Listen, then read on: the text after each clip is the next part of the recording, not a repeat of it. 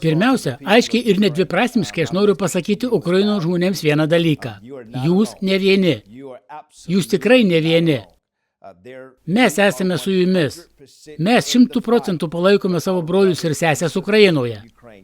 Jungtinės Amerikos valstijos yra 100% su jumis. Aš 100% palaikau jūs. Tokie žmonės kaip kongreso narys, Joe Wilsonas, yra 100% su Ukraina. Jūs čia turite sąjungininkų ir mes būsime su jumis iki pat pabaigos. Manau, kad ta pabaiga arti. Mes priversime Rusiją kapituliuoti. Ukraina nepasiduos, nes Ukraina priklauso Ukrainai. Ši žinia yra krištolinio aiškumo. Tačiau mano žinia pasauliui, prezidentui ir kongresui yra labai paprasta. Ukrainos rėmimas ir yra Amerika pirmiausia politika. Jei mes ketiname susidurti su Rusija, mes turime tai padaryti dabar. Turime tai sustabdyti dabar pat, suteikdami Ukrainai viską, ko jai reikia apsiginti. Atminkite, Ukraina užpuolė Rusiją, o ne Ukraina Rusiją. Ir čia, Amerikoje, parama Ukrainai auga. Parama auga kongrese, parama auga žiniasklaidoje. Nes mes suprantame, priešas yra Vladimiras Putinas ir blogis, kurį atneša Rusija. Ir jie privalo atsakyti už šį blogį. Ir jie atsakys. Ir mes nesustausime, kol Ukraina nelaimės. Ir jos suverenitetas nebus visiškai atkurtas. Taika. Ilgalaikiai, patvari taika su realiomis saugumo garantijomis, kad nei Rusija, nei jokia kita šalis niekada negalėtų pakartoti kažko panašaus. Laikykitės, broliai ir seserys, jūs ne vieni. Aš tikrai toliau kovosiu už Ukrainą, net ir po mūsų pergalės, kai ją švęsime Šventos Sofijos aikštėje, po didingo parado, kai parodysime pasauliui Ukrainos nepriklausomumą ir Ukrainos žmonių stiprybę. Šlovė Ukrainai, visiems, kurie yra su mumis šioje kovoje. Taip, net ir po pergalės turime toliau remti savo brolius ir seseris. Mes turime užtikrinti, kad į Ukrainą grįžtų verslas. Mes turime užtikrinti, kad viskas, ką Rusija sugriovė, būtų atkurta ir kad padėtis taptų dar geresnė nei anksčiau. Turi būti pastatyti nauji keliai, nauji namai, nauji butai. Į ekonomiką ateis milijardai dolerių, kad mokytojai galėtų grįžti į mokyklas, kad vaikai galėtų vėl mokytis. Mes turime užtikrinti, kad daugiau nei 20 000 pagrobtų vaikų būtų sugrąžinti į Ukrainą. Išlaisvinti nuo blogių, kurį jiems pabandė įskiepyti Rusijos propagandą.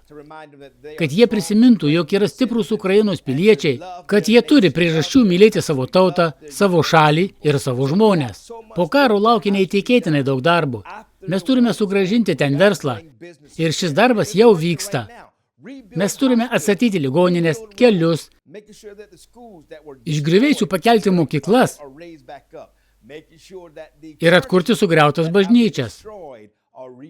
Karo draskomus bažnytinės bendruomenės turi vėl susivienyti. Taigi laukia daug darbų. Pergalė tik pradžia. Niekada neapleisiu savo brolių ir seserų. Atminkite, esu Ukrainos įsūnis ir niekada nepaliksiu savo brolių ir seserų vienų. Mano žodis Ukrainos žmonėms. Jūs niekada nebūsite pamiršti. Niekada jūsų neapleisiu. Aš jaučiuosi susijęs, sujungtas su jumis nenutrūkstamu ryšiu. Kas teisinga, tas teisinga, o kas neteisinga, tas neteisinga. Čia ne apie politiką, čia ne apie vyriausybę, čia apie žmonės, apie jūsų teisę būti laisviems, apie jūsų teisę laisvai melstis, apie jūsų teisę rinktis kartu, apie jūsų teisę laisvai kalbėti ir skleisti savo žinią pasauliui. Apie jūsų teisę į laisvę. Už tai mes kovojame. Ir kiekviena laisva pasaulio tauta tai supranta. Niekada neapleisiu savo brolių ir seserų. Esu su jumis susijęs amžinai. Ir tikiu, kad galbūt vieną dieną kažkas išmokys mane kalbėti ukrainietiškai. Kas ten žino? Bet aš myliu ukrainiečių kultūrą. Aš myliu religijos laisvę egzistuojančią Ukrainoje. Aš myliu draugystę, brolystę ir seserystę, kurią man parodė mano ukrainietiški broliai ir seserys. Jūs niekada nebūsite palikti vieni. Aš visada ginsiu jūsų interesus. Atminkite, tai buvo vienas pirmųjų mano teiginių.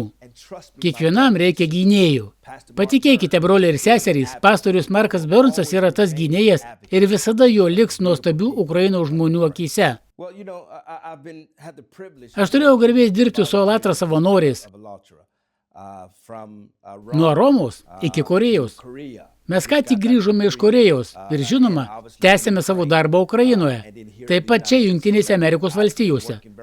Nuo šių metų kovo mėnesio glaudžiai su jais bendradarbiauju ir įsitikinau, kad jie yra tikri puikiaus Ukrainos šalies patriotai. Jie myli Ukrainą, ją remia ir turi tikrai atvirą širdį, kupiną rūpesčių žmonėje. Tai motyvuoja mano gyvenimą ir mano meilę. Mano meilė yra meilė nekaltiems, tiems, kurie neturi balso. Alatra yra balsas, skelbiantis laisvę pasauliui. Jie skelbia pavojų ne tik Ukrainoje, bet ir visame pasaulyje. Kovoja Tanzanijoje, kovoja Čekijoje, kovoja už išprievartautą mergaitę, taip pat už kitus žmonės, kurie patyrė seksualinę prievartą, to, kuris išnaudojo Afrikos vaikus savo tikslams. Jie juos gina. Tai savanoriai, kurie veikia ne dėl šlovės ar turtų, o tam, kad pasauliu neštų meilės ir taikos žinią. Ji netgi kelia nanoplastikų klausimą ir jų keliamus pavojus bei problemas sveikatai, kurias jis atneša. Šie žmonės yra tikri humanistai. Ir man skaudu žinoti, kad jie yra persekiojami ne tik Rusijoje, nes juos persekioja Rusijoje, bet ir Ukrainoje juos persekioja. Ir tai drasko man širdį. Ta pati žiniasklaida, kuri puola prezidentą Trumpą, yra ta pati žiniasklaida, kuri puola Alatrą.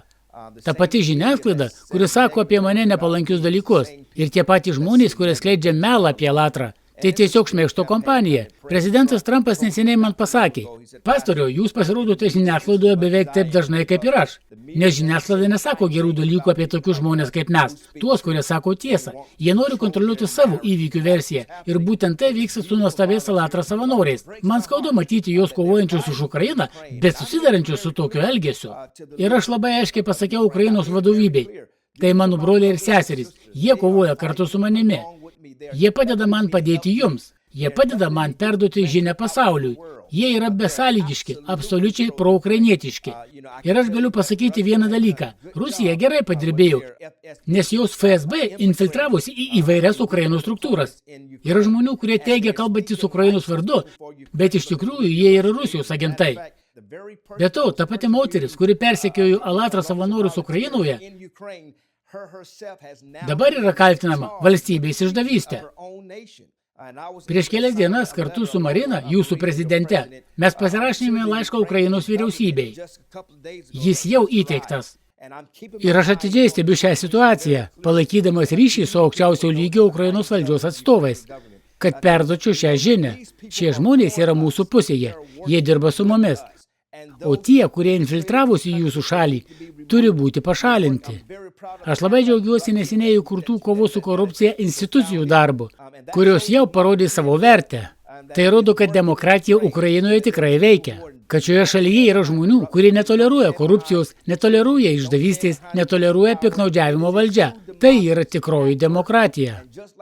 Ir kaip Jungtinėse valstijose FTB daro viską, kas įmanoma, kad nustatytų ir pašalintų korumpuotus lyderius, tuos, kurie ima kyšius arba pažeidžia visuomenės pasitikėjimą, tas pats vyksta šiandien Ukrainoje. Ir man labai malonu matyti, kad visa tai pradeda veikti. Tačiau jūs turite suprasti dar kai ką. Rusija infiltravosi į Ukrainos vyriausybinės struktūras. Ir jūs tai puikiai žinote, jie persekiojo tuos, kurie iš tikrųjų priešinasi Rusijai. Alatra labai veiksmingai priešinasi Rusijai. Alatra daug daro, kad pasaulyje atskleistų tiesą apie Rusiją. Todėl, mano broliai ir seserys Ukrainoje, mums visiškai nereikia pulti tų balsų, kurie padeda mums ginti Ukrainos valstybės suverenitetą. Ne. Suteikite jiems laisvę, dirbkite kartu su jais. Mes turime nuveikti darbus, mums reikia, kad visas pasaulis išgirstų tiesą. Alatra, jūs esate nuostabūs. Aš tai sakau kiekvieną kartą, kai esu prieš kameras.